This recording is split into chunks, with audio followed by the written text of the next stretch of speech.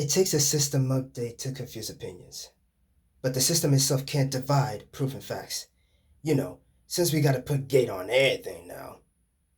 I might not be the first for saying this, but I could care less right now because investigations are sought out.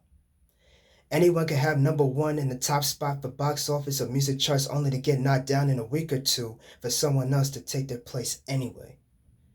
Depends on the staying power, for how long that lasts till the hype finally dies down and make room for others to take a chance on being noticed. Toss up for bigger presence.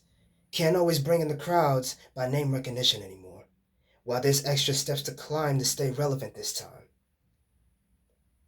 The newcomers are going to sweep up. These tactics trying to pull strings to puppeteer competitive insight for ticket sales and merchandise through breaks of heartfelt grams and slinging blue birds. Boost the marketable pitch to the other outlets for the plugs they've met. To all the Jessies and Heisenbergs of the periodic table mess in time for distribution cast all over the net.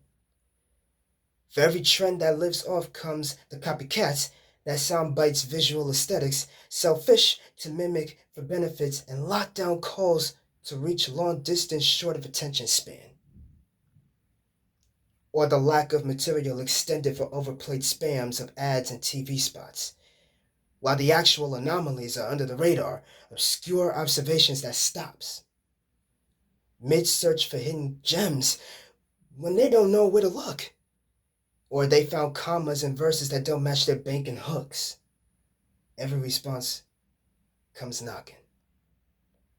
From the critically strained to the critically acclaimed, yet audience reactions are most likely highly favored to determine the experience of enjoyment.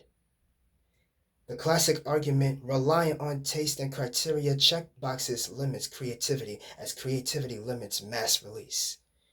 But everybody gotta eventually have their own voice at least. It takes a person to push hard for numbers. But the numbers themselves can't make the person.